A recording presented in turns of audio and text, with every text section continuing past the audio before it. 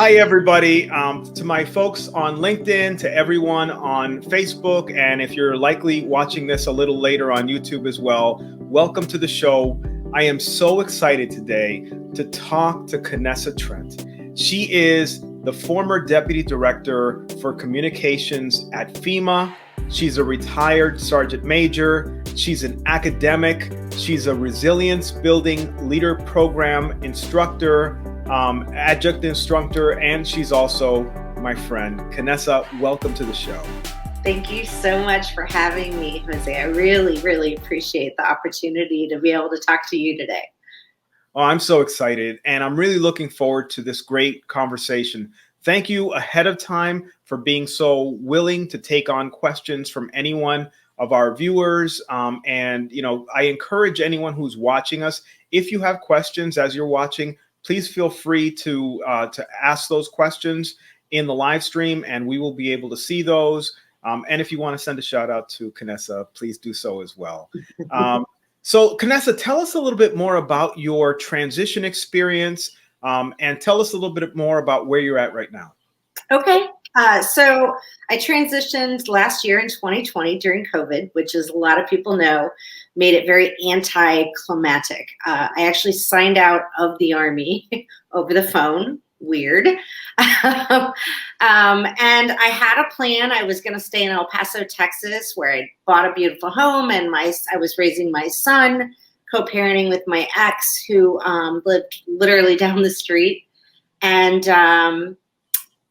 I retired 10 months ago, and then William died unexpectedly. And so that kind of changed everything. So that really had me thinking about what jobs I wanted. Now, I was really fortunate because I applied for several jobs, got a lot of interviews, and was actually offered 4 jobs all within a week. And as somebody who'd always been told where to go and what to do, it was extremely overwhelming. And that was obviously compounded because of the loss and everything that we were dealing with. But all that to say, I was very fortunate, and I'm extremely grateful that I was given that many opportunities. And so I chose to go really outside of my comfort zone. I'd spent my entire career trying to stay away from the Pentagon, and I relocated my son and I to the National Capital Region to take the job as the Deputy Director for Communications at FEMA. And so should I keep going, or? Yeah, please do. Okay. So I took that job, a really high-profile, important job for the American people, and I had done my homework. Everybody said, make sure you ask about the climate and the culture. And unfortunately, when I got here, it just did not meet my expectations. And the type of environment that I have come to expect, and the amount of leadership that I have come to value just was not in place. And so ultimately, I made the very hard decision after relocating my family and buying a house to leave that job. And I did that, not anything to say, the employees were all hardworking, amazingly talented, patriotic Americans. But I know my worth and my value, and I just didn't feel like it was being leveraged like it should have been. And so I'm still teaching resilience building leader program. That is a certification course I absolutely love and believe in. And I can't imagine a time I won't be an adjunct professor for them as long as they'll have me. I'm moving into my house in a week and enrolling my son in school. And I'm not sure what's going to come next, but I do know this. I do know there are a lot of jobs out there, and there are a lot of jobs where you can really leverage your education and your talent and feel fulfilled. And that's what I'm looking forward to. Yeah. Well, I'll tell you, I've heard the term courage used for you, a lot this week, but really a lot over your entire career.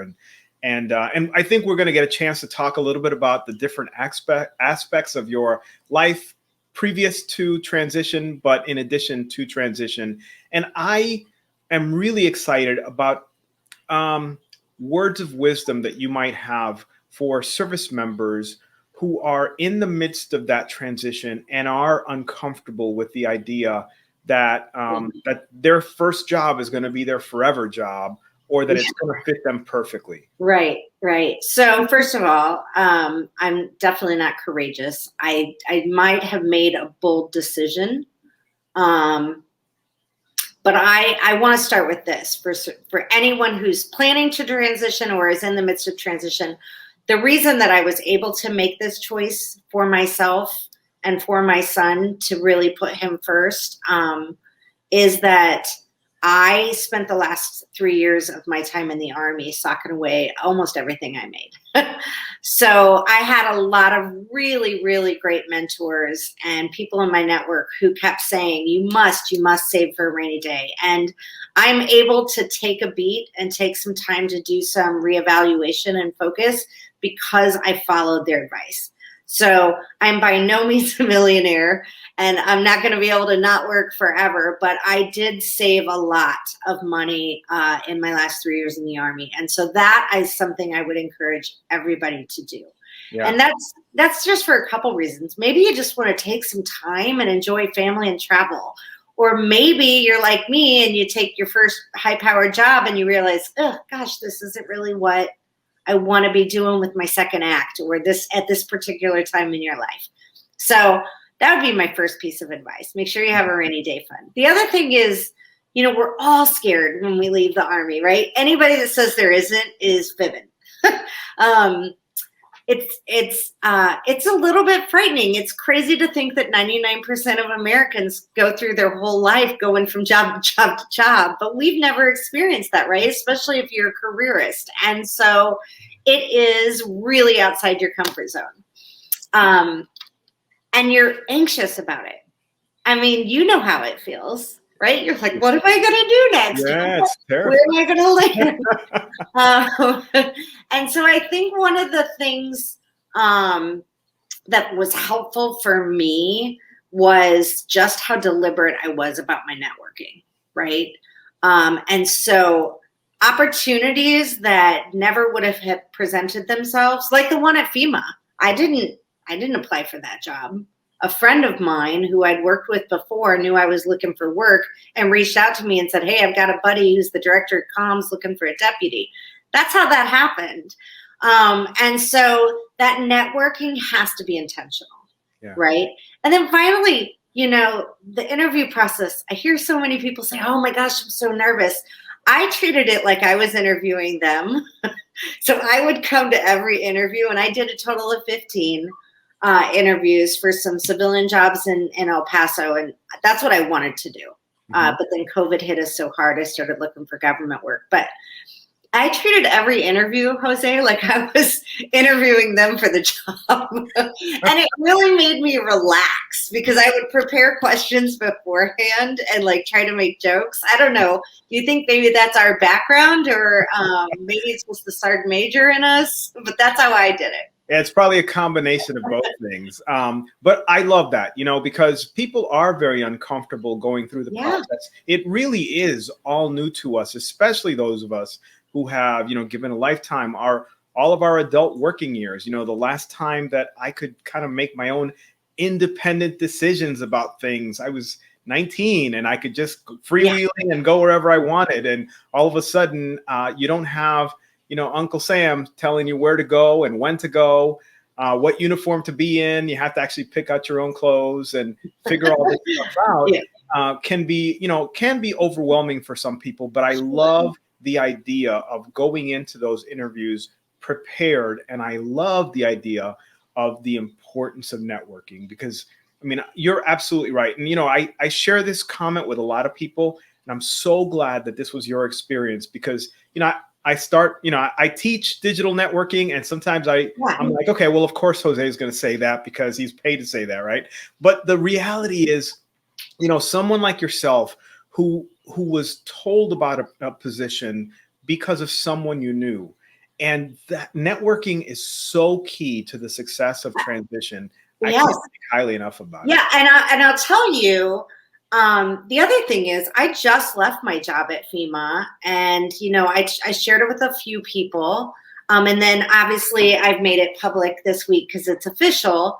And I mean, I've had people reach out to me on LinkedIn and Facebook and said, Kanessa, you looking for work? How about, float me your resume? So that really is a confidence booster to know that you have people that are willing to have your back, right? I mean, and our veteran network, there's just not a better network in the world, right? I do want to add one thing, though, that I hadn't thought about before we met today, but as we were talking, I did American Corporate Partners. And I picked a mentor that was not in our career field, was not in communications, and was not in education, the two things I love the most. And I did that because I wanted to know if my skill sets, if the way I communicated was effective outside of what we do. And so I had this brilliant woman from the West Coast. She lives in Oregon. And she would do mock interviews with me over the phone when she would call. Like the first 3 questions were always like she would call and pretend she was somebody interviewing me out of the blue. And that was really helpful because I told her it was kind of like speed dating, right? You have to figure out what you don't want before you can figure out what you do. So it would help me to hear myself and then refine what it was that I wanted to say. And it also allowed me to get really, really positive feedback and honest, constructive critique to help me figure out how I wanted my brand to be, if you will, how I wanted to present myself. And it was her that said, have fun with these interviews, Kanessa. What's the worst? It goes wrong, you'll have another one. And when she said it, I thought, you know what? I should interview them as much as they interview me. And that's how I approached it. And it worked out. I mean, I got 4 job offers. So that's awesome. That's absolutely amazing. And I love the way you're tying this together. So absolutely networking is key when you're doing it individually. And then programs like ACP, which are incredibly powerful. Yes. I actually had 2 mentors over the years. Okay. I joked that I failed the first time, so they sent me to another one. So it was just 2 different times that I was going to get out of the service. Yeah. And both times I was so lucky to learn so much from my mentors, and the experience with them was so incredibly positive. But that networking and, like you said, stepping outside of your comfort zone and getting into that conversation with people that may not fully understand our past, but they see us as we are right now. Yeah. And they can provide that guidance and, like you said, that honest critique. And that's really important. Like, a lot of people just want to hear you're awesome. They just want to hear how amazing you are. I mean, who doesn't?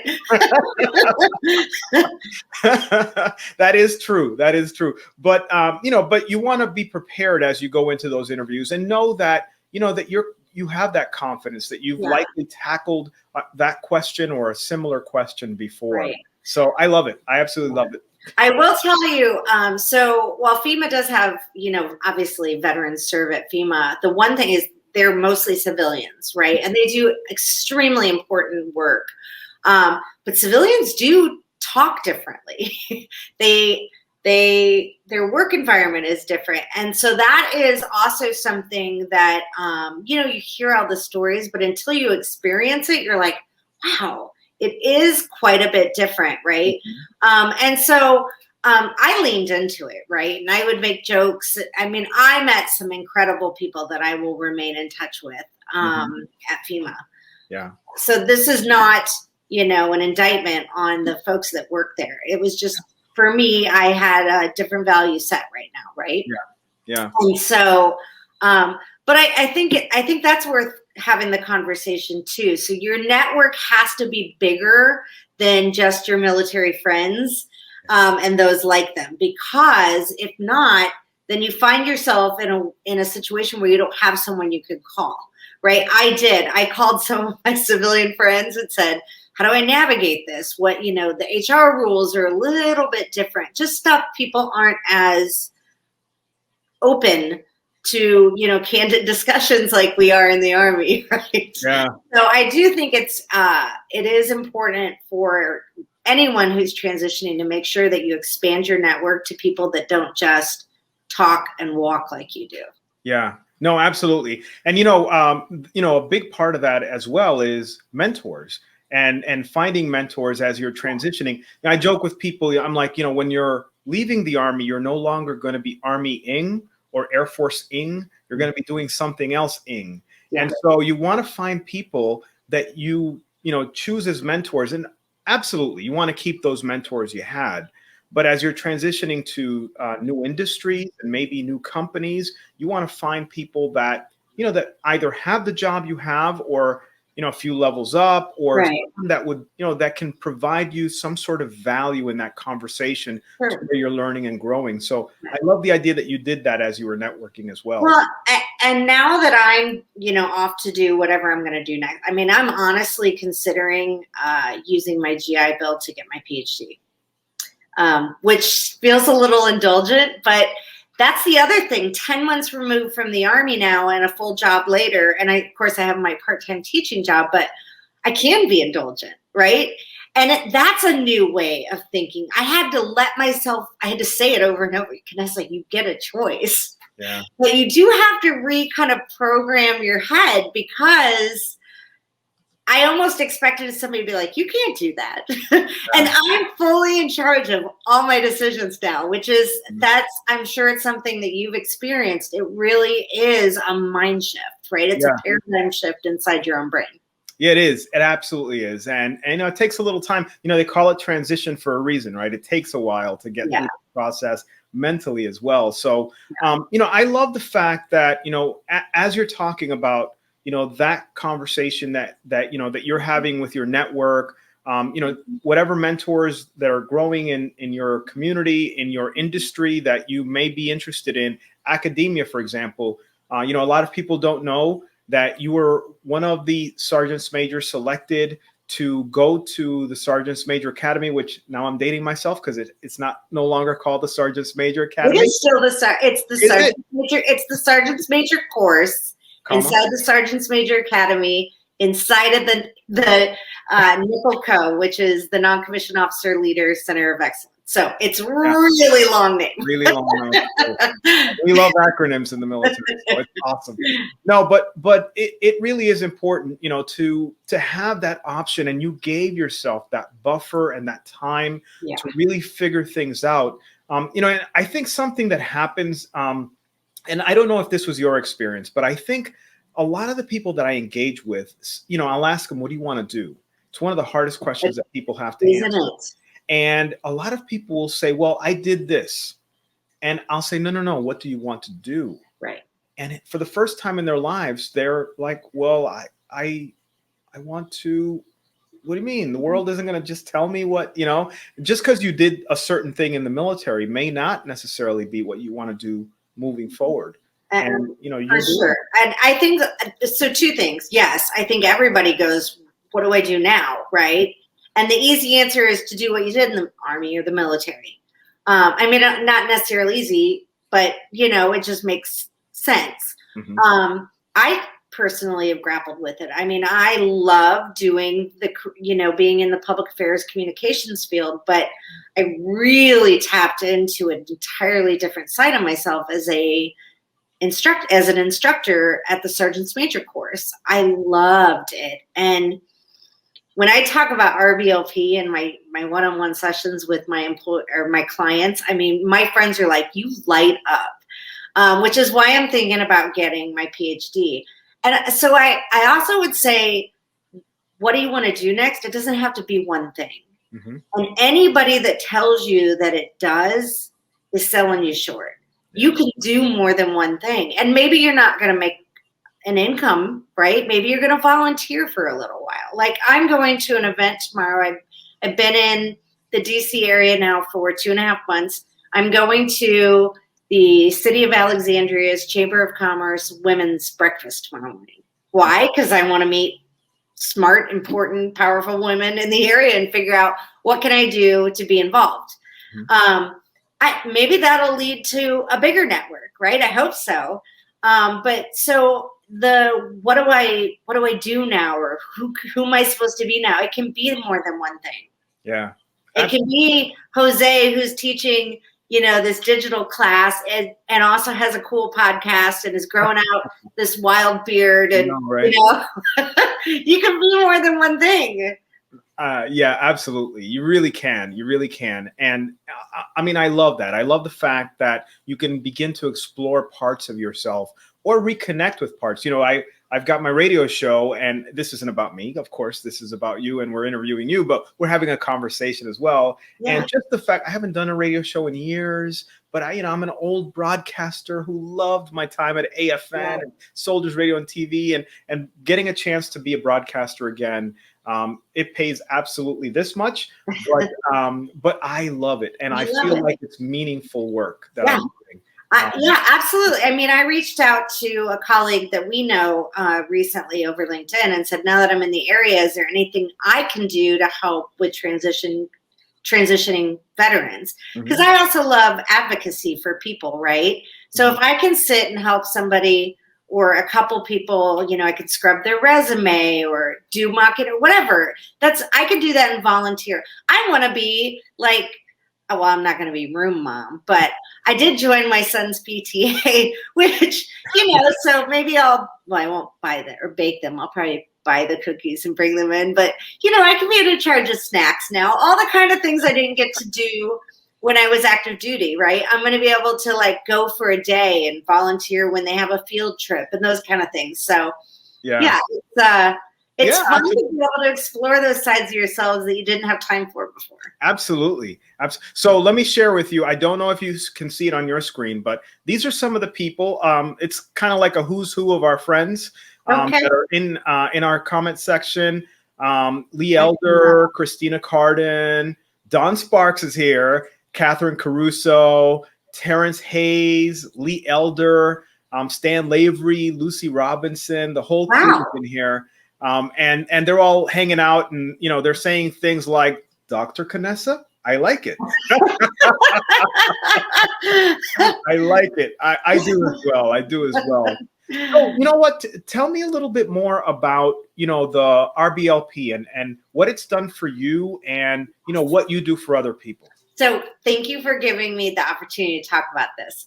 So RBLP, Resilience Building Leader Program, is the only nationally recognized certification program for organizational resiliency and leadership. And it was started by a guy named Dr. Gene Coughlin, who's a retired Marine. He got his PhD from Pepperdine. All that to say, I was looking for some things to some certifications for myself as I left the Army. I got my PMP and I ran across this RBLP. I thought, well, I'm going to take that course. I love resiliency. I love organizational leadership.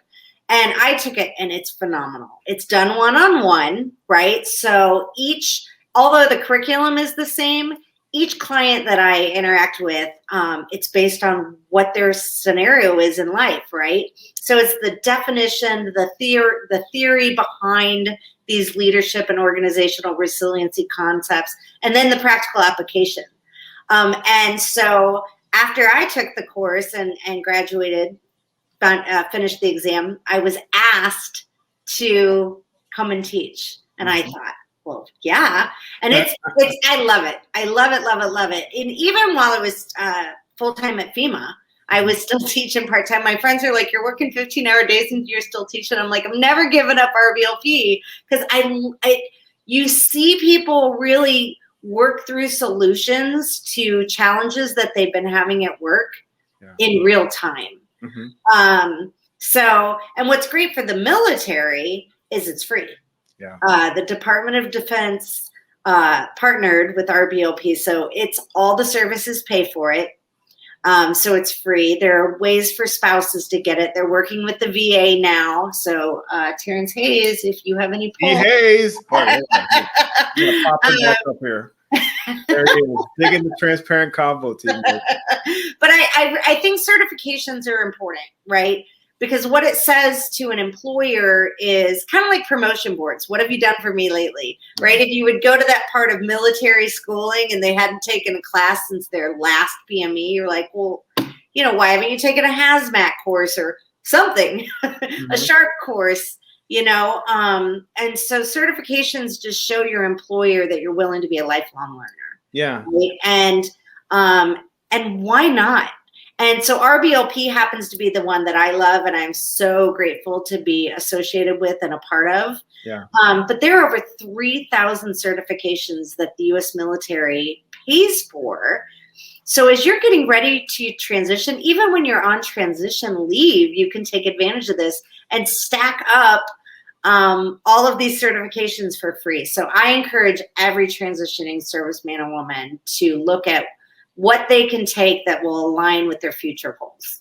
Yeah, I love that. There's the combination. So there's, like you were talking about, stack these things up. If you've got the opportunity, you've got the time, or making the time, because you are busy in transition. But if you can find the time or make the time, stacking those things up that just show you're well-rounded are absolutely important.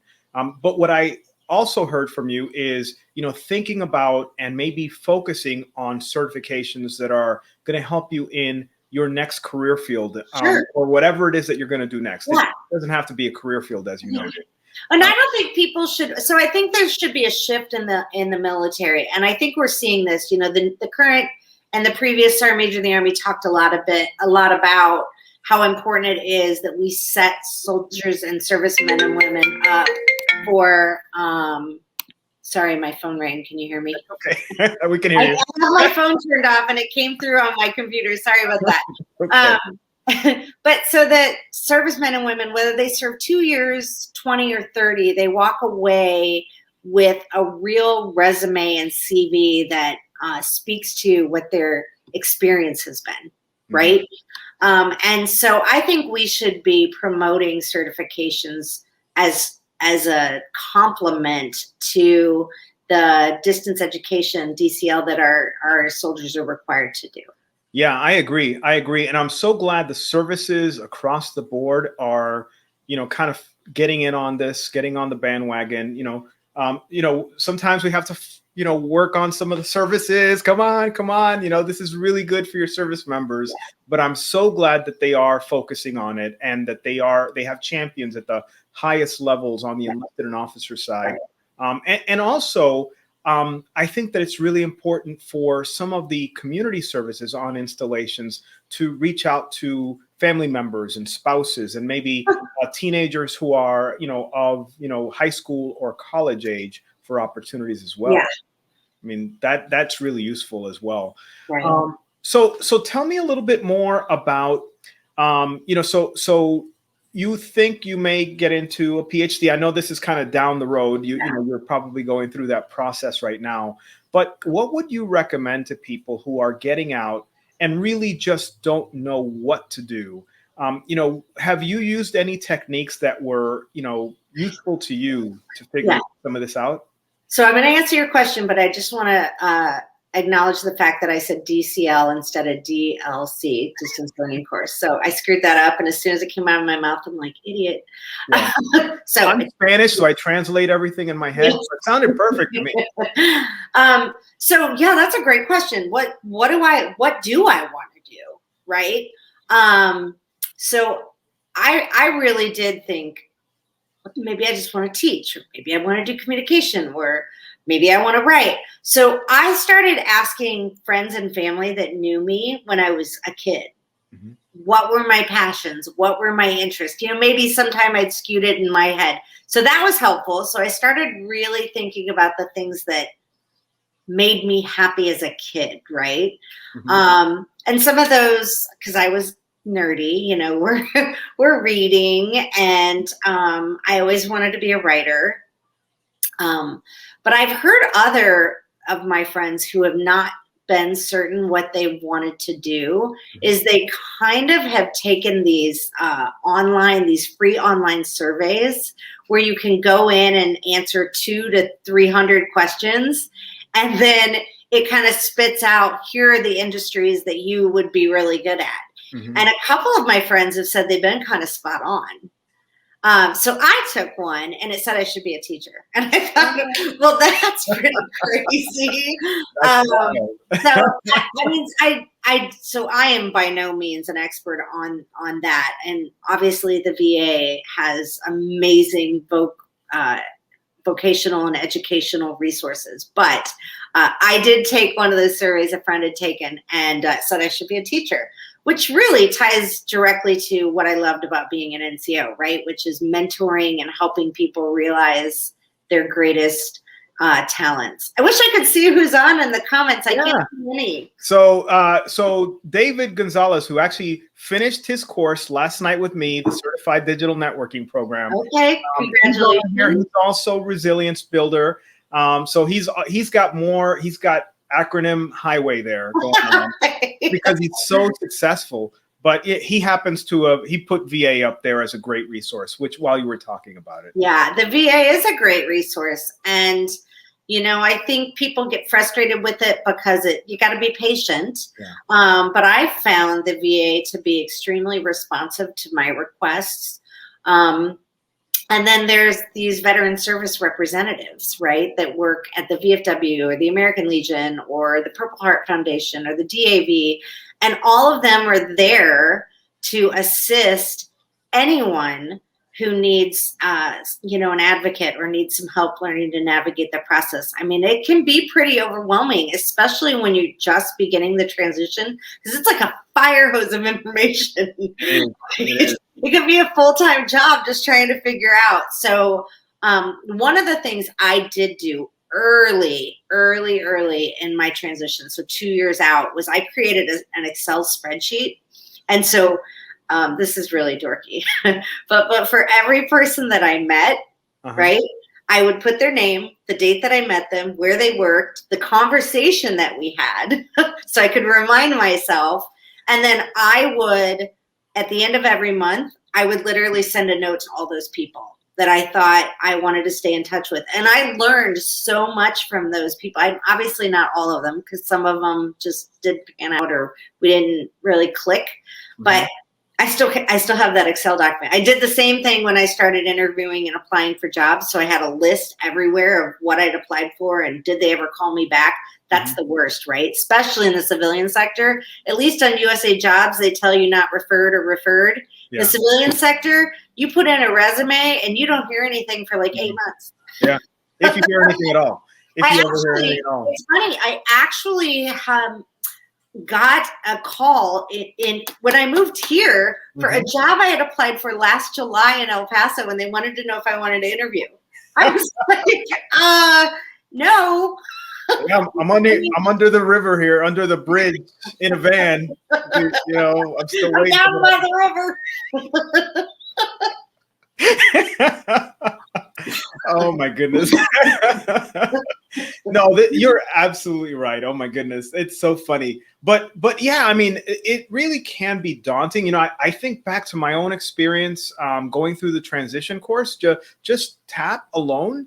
On the fifth day, you're just so overwhelmed. And like you said, the people that you get to meet, they just come a mile a minute, especially as you get closer to the big day, as you're getting ready to transition. Yeah. I love the idea of lists. I don't know that I have that skill. I just used Excel, and I'm the worst at I mean, I am not. I was always that sergeant major that wished to God I had an assistant. I love it.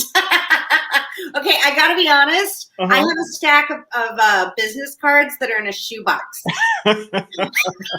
So if they didn't make it into my phone, is it called Cam? I think it's called Cam. Or card cam. That's what it is. You can take a picture of a business card and it will keep it organized for you. And so when I finally found that, I had all these. So eventually I'll scan them in. Maybe. Maybe not. Oh my goodness. The other thing I was going to share with you is, and I don't know if this was of course you've had so many opportunities to network, and you were so diligent, I should say, about networking, because the opportunities, you likely created many of those opportunities by, not just your personality, but just recognizing that you wanted to get out in the community and not only make a difference in that community, but also recognizing that, you wanted people to get to know you for whatever opportunities may come across. One of the things that I've shared with people, and I don't know if you share a similar sentiment, but informational interviews, which don't always necessarily lead to jobs, have really been useful to me in getting a better appreciation of certain industries. So Yeah. I'll call someone. Well, of course, I'll ask permission, right? But I'll engage in some conversation, whether that's in person or on LinkedIn's a great one, and I'll engage in a conversation over time, so they don't think I'm a weirdo stalker. Yeah. And then at some point, I'll invite them for a quick 10-minute call. And sometimes, it'll be like a CEO or some senior executive. And when I first started, I was like, this person may not want to talk to me. That's a great point, though. That's a great point, though. But you know what? We like to help other people. So once I finally realized, well, I love when somebody reaches out and says, hey, can you help me? Yeah. Other people like that too. And sure, people are super busy, but if you give them a couple options, they will typically say, yeah. I would also say, lean on your friends. I'm all talking about, I got 4 job offers and I moved here and I quit. But full transparency, the people that know me the most know what an absolute wreck I was after Trent died, right? I fell apart. And it was my friends, my very, very dear friends, who lifted me up and were there with me and are still with me. It's only been 7 months since he died. And, some days are harder than others. But I had to learn, not only through my transition, but through losing him, to lean on people, right? And as a sergeant major, I had gotten very good at, oh yeah, everything's fine, right? You just put on that face. Yeah. And that has been tremendously helpful. But what I was really just, I don't know if it's surprised, but definitely just super grateful for is the network that I had made and connected with over those 2 years up to my trip. Those people have reached out to me and have carried me and have lifted me up and have allowed me to be, honest about what's happened. Because obviously that really changed everything about my transition, right? And so I think one of the things is also really important, when you're talking about these informational interviews, and there are a lot of people that do this a lot and talk about networking. You have to form real relationships, right? You don't want to just reach out and be like, hey, I see you got the coolest job ever and I'd like that job. Yeah. Right? Will you make time to talk to me? No, you have to, over time, go to their page and follow them and see what their interests are and learn about their history and their background. And when the time is right, say, would you have time for a 10-minute phone call or virtual coffee? Right? That's exactly right. And so it's as much about what you're going to get out of it as what you're willing to give and put into it. And I think that's an important thing because a lot of people go, well, I message people on LinkedIn and they never wrote back. Well, right. Yeah. Yeah, exactly. No, and that's been to circle back, because that's a sergeant major term, to circle back around. So I agree so much. I think a lot of people will reach out, and I try and be helpful, but sometimes I can spread myself too thin.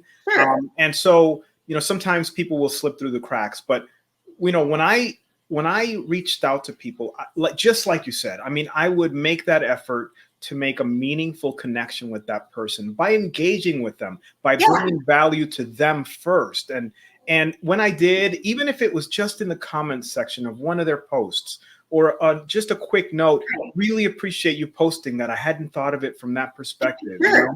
Over time, you do develop meaningful. Well, look at you and the way your following went on LinkedIn. And it's because you don't just like a post, you comment, and then other people follow you.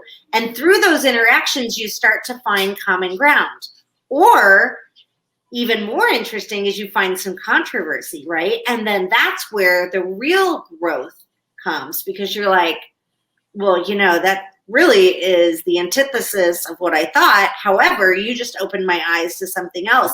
And so while it is a social networking platform, it really is an opportunity for true and authentic dialogue. And watching you engage on LinkedIn, how you have, has been pretty cool. I have to be, admittedly, I've kind of fallen off a bit with the move and everything, but actually been on every day this week again. But you have to make time for it, and it has to be programmed into your schedule. So if you're transitioning, you have to put like an hour of networking on your calendar every day. Yeah. And that's all you do is network. Yeah. Yeah. Yeah. Look, she's a living, walking, talking TED Talks. Yes, she is. That's Dawn Sparks. Who said that? That said Don. That was Donald, right? Of course. He's amazing. I got a chance to talk to him a few weeks back, and you know, he's another amazing, you know, friend. Well, you know, he and I've known each other since I was a private. He was my squad leader in AIT. Oh my goodness. Yeah. And he would tell you I was a soup sandwich. So I taught him how to write, and he taught me how to be a soldier. That was a win for everybody. That was a win for everybody. He used to tell me he could shine my boots better than me, and I was like, show me. I'm the only private that got their squad leader to shine her boots. That's awesome. He was pretty good at it. I remember. He was amazing being a soldier for sure. And is, by the way, and an amazing person. So, Dawn, we love you, man. And so, listen, I surely want to respect your time. I'm just looking in the comments section in case we missed any. You know, I thought Catherine Caruso did make a great point from one of your earlier discussion points, and that's, you know, about people's guidance and people's, you know, thoughts on, you know, how well you're doing, or, you know, providing, you know, a real honest critique. And that's, you know, if they can't take and appreciate questions from you as a candidate. Oh, this was from when you were talking about setting up and asking questions during your interviews, which was so useful. This was a little earlier, but I really wanted to post it just because I love the fact that you took that approach as you were moving into these interviews, because I just don't think enough people think of it that way. And you really are, right? You're interviewing them. Do I want to be with you? Yeah. Like, do I want to be a part of this community, this organization? Are you right for me as well? Right. So and you know what, Catherine, I did see what you put up, what she wrote. Thanks for putting that up there. I mean, so from the time I interviewed until the time I took the job, there was kind of a change in leadership. But because they had to do the TS background check and all that. But you're absolutely right. Because if they can't handle the hard questions up front, they're certainly not going to handle the hard questions when you're at the round table going, why are we doing that? That doesn't make any sense, right? Yeah. Or making suggestions on how things can be improved for collective efficacy. So, again, I have no regrets. Yeah. Right. I'm now on the East Coast. I bought a home here. It's a beautiful part of the country with a ton of history, and I'm going to take advantage of all of the friends and the people that I've met through networking that I've only met on social here, and get to know this part of the world. Is this our forever home? Probably not. Mm-hmm. But is it our home for right now? Absolutely. And I feel really good as to where I am in the transition. It has certainly not been the trajectory that I thought it was going to be. I had this whole plan, and then, you know, life happens, and I kind of fell apart. Not kind of, I fell apart for a while. Yeah. But, you know, like an oak leaf, you know, all the leaves fall off the oak tree, and then it blossoms again. So I'm trying really hard just to be positive and focused on the future and my son. And, you know, you can always make more money, right? What you can't make is more time. So I feel really grateful. I appreciate this opportunity to talk with you. I just want to say, if there are any transitioning servicemen and women that want to reach out to me, I am always available to a soldier, sailor, airman, Marine, or Coastie to help. I really firmly believe that we have a solemn responsibility and obligation to help one another. So please reach out to me on social. I'm on LinkedIn. I'm not really on Twitter. I do have a handle, but I don't really do the Twitter thing all that well. But I'm on Facebook and Insta. So Anyway, I appreciate your time. It's so great just to talk with you. I've missed I our know. I really enjoyed it. I really enjoyed it so much, Kanessa. And if I can ask, if you wouldn't mind, just after we're done or sometime tomorrow, whenever you get a chance, we had some great questions and some people that just wanted to engage with you individually. And so I'd love for you to, when you have time, to just go back in through the questions. And will I be able to see those? You will. You will. Okay. Yeah. You'll see them on LinkedIn.com. Oh, okay. Right under this, it'll be recorded and it'll be there for other people to see as well. Kanessa, it has been my pleasure. I'm really, really committed to bringing more veteran stories, especially transitioning veteran stories, onto this platform, because I genuinely believe that, you know, through this engagement, through these discussions, through the discussions with the people that are asking us questions on here, we can help each other. And we should. We should. We have an obligation to each other as teammates. And, you know, I really, really appreciate you as my teammate. Well, thanks for what you're doing. Thanks for having me. And I will certainly follow up with each and every person that asked a question. Sounds good, Kanessa. Thank you so much. And thank you to everybody who's been watching. I will be back on with another veteran soon.